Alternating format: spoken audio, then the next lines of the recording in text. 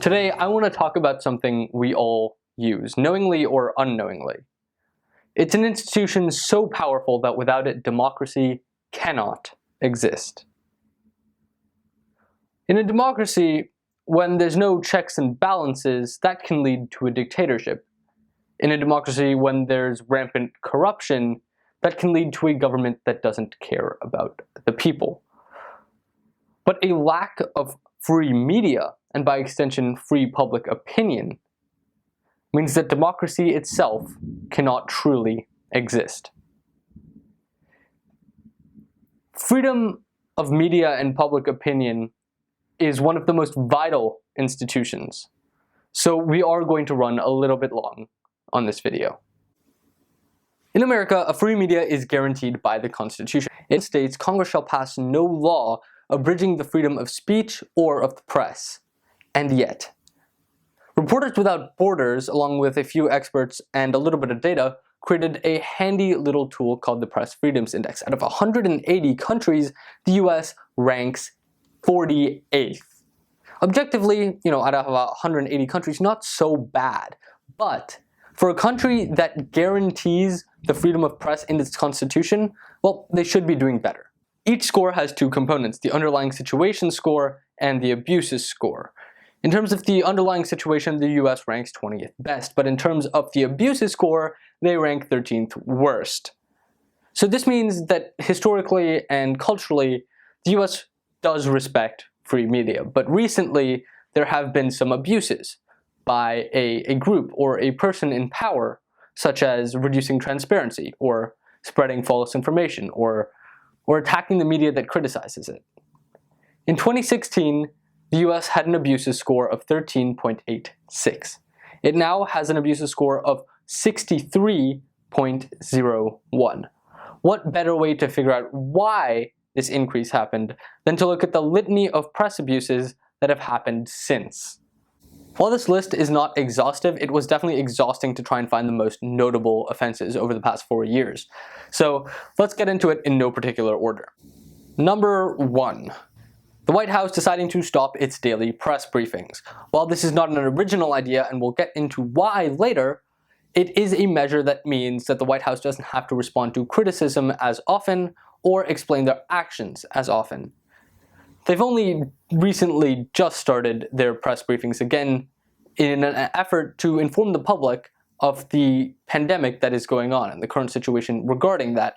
Unfortunately, they've been using friendly reporters to downplay the severity of the virus and using these press briefings to give out information that could be misleading, such as inject yourself with detergent. Number 2, this account. The amount of false or misleading information that comes from what should be a reputable source of knowledge is truly astounding. This is the president of the entire country.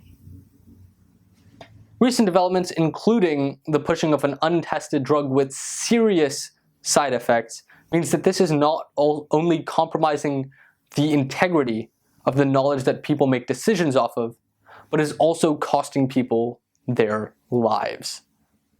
Number 3, also this account. For being honest, we could have made this entire list out of just stuff found on this account. Tweets like this, or this, or this. The person running the account obviously does not believe in objectivity, and that's a hard thing to do, but they also don't believe in facts, or that people should be able to criticize him. Oh, and also, they don't know that people can view your past tweets. In 2014, he tweeted this gem, and then tweeted this. So we ask ourselves, is media in the US free? Yes, it is.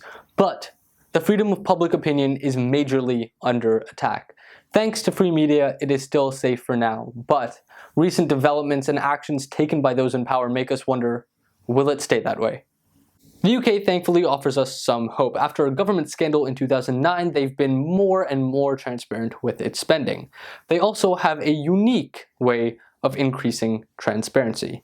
It's a fun little half hour every Wednesday called Question Time, in which members of Parliament ask questions of the Prime Minister and his cabinet. This is broadcast on live TV, and people actually tune in to watch.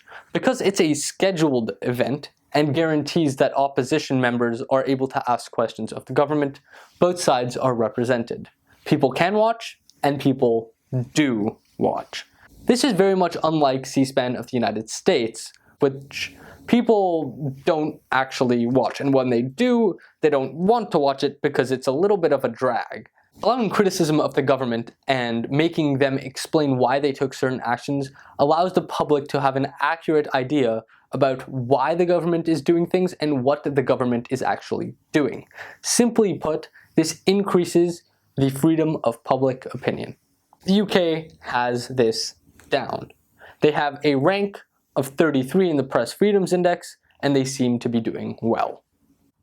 And then we get to India, who, to be blunt, do not have this down.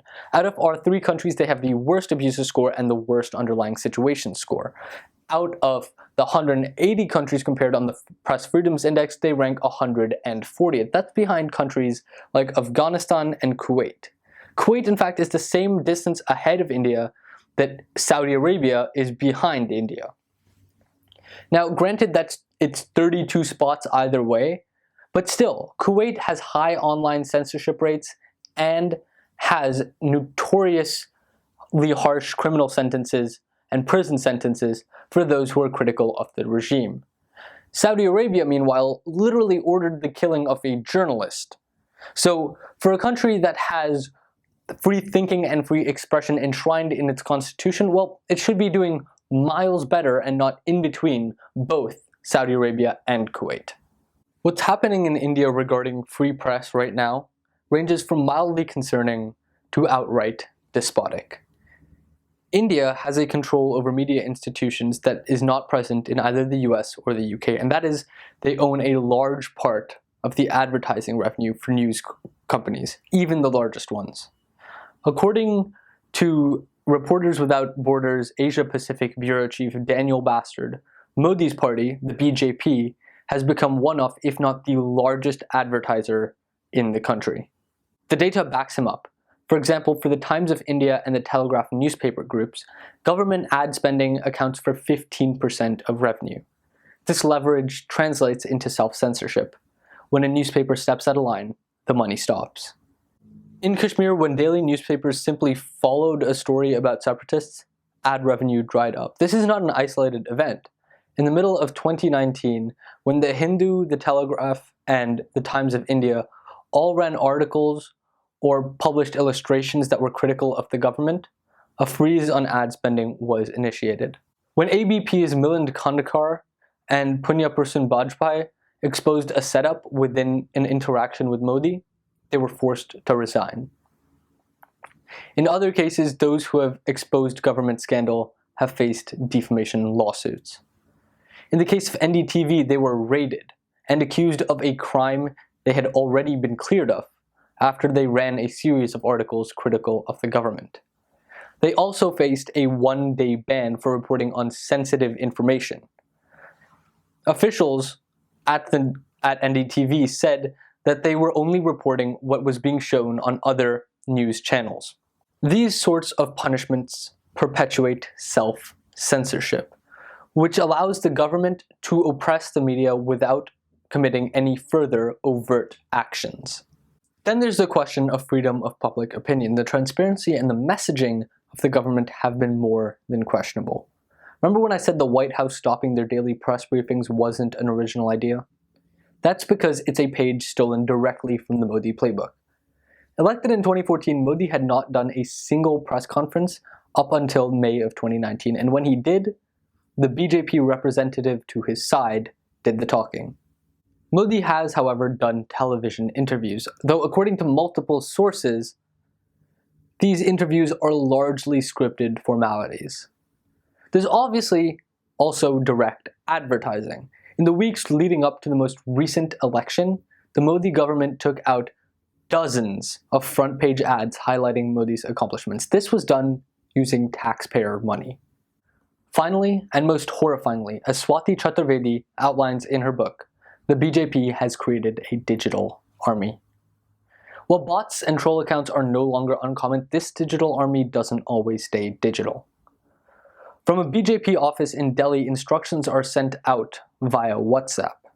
These updates might include the personal information of reporters who are critical of the government. This breach of privacy has resulted in death threats being sent to journalists who are implicated, forcing them to fear for their lives. The culmination of all of this is that people receive a one-sided messaging. This means that it's easier to keep them uninformed and to manipulate their opinions. The first step to combating these types of misinformation campaigns is to talk about them, so I urge you to do that. This should come as second nature by now, but please, when you see something on the internet, take it with a grain of salt. And finally, I implore you, before you share a message, please, please, please check your sources.